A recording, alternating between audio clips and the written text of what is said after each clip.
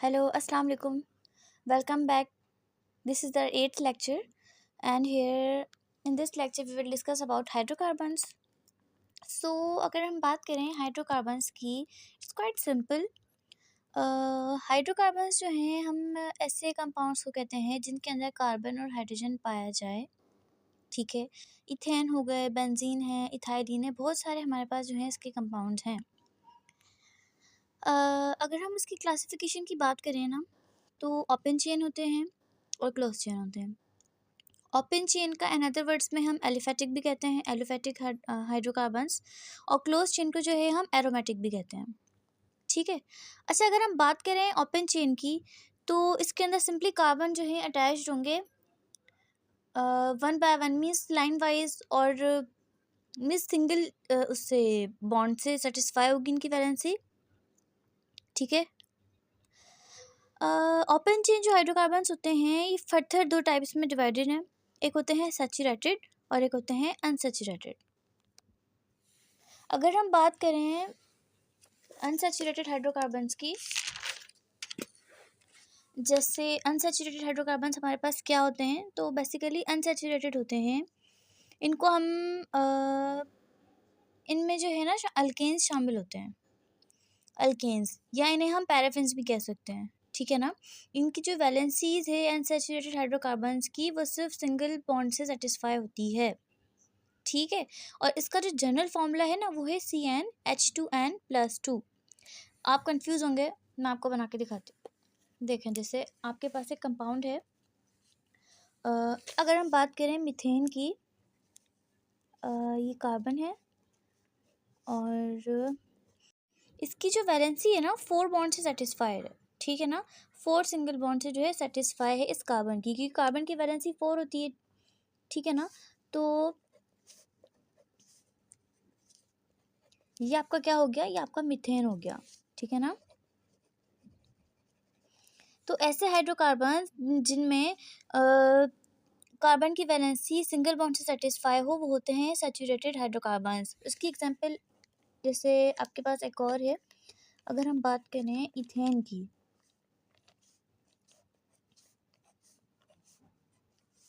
ठीक है, यहाँ पे भी देख रहे हैं आपसे सिंगल बॉन्ड है. ठीक है.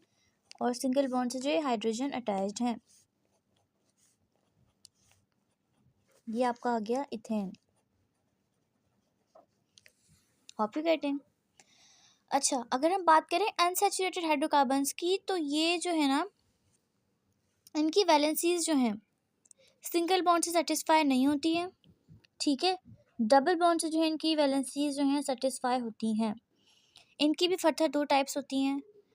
ठीक है. ओलेफिन्स और एसिटाइलिन्स. पहला है अल्कीन्स, और इसका अनदर नेम में हम इसको ओल्फिन्स भी कहते हैं, ओलेफिन्स. ठीक. अच्छा, अल्कीन्स क्या होते हैं basically? They are unsaturated open chain hydrocarbons in which two carbon atoms are linked by double bond. Simple is that कि इसके अंदर जो आपके पास हाइड्रोकार्बन्स होंगे ना, वो डबल बॉन्ड से सेटिस्फाई होगी इनकी वैलेंसी. ठीक है. और इसका जो जनरल फॉर्मूला है वो है CnH2n. ठीक. अच्छा, अगर अल्कीन्स के बाद हम बात करें अल्काइंस की, या अगर मैं आपको चलें एग्जांपल देती हूँ अल्कीन्स की ना, अच्छे से आपको क्लियर हो जाएगा.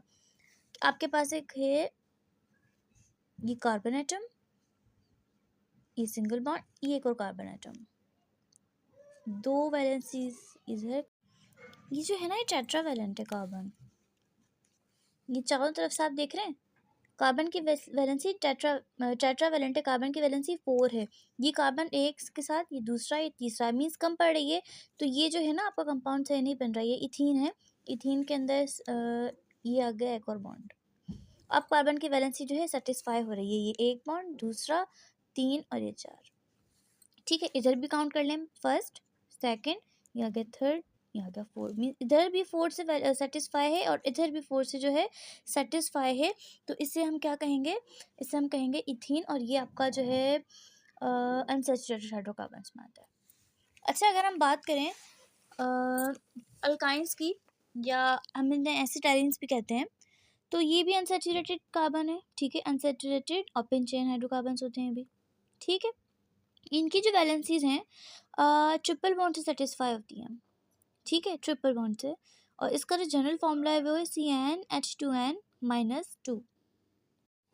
अच्छा, इसकी ना अगर मैं एग्जांपल की बात करूँ तो वो इस तरह से होगी, जैसे आपके पास एक कार्बन है, ये एक दूसरा कार्बन है, यहाँ पे ये हाइड्रोजन अटैच्ड हैं दोनों तरफ से।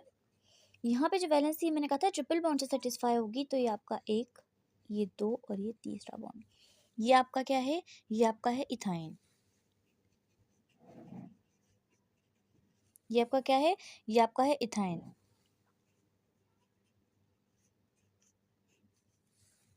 ठीक है।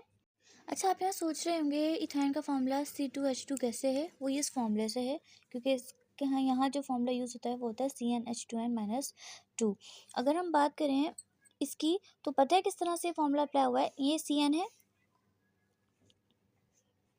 H2n-2। हमने इथाइन की बात की है ना, तो कार्बन इथाइन में कितने होते हैं, 2 होते हैं। ठीक। अगर हम हाइड्रोजन की बात करें तो ये 2 तो था फॉर्मूले का, और यहाँ n कौन सा है, वही कार्बन नंबर, तो ये कितने थे, 2। -2 2 4 -2 C2H2। तो ये C2H2 क्या है, ये आपका है इथाइन। ठीक है।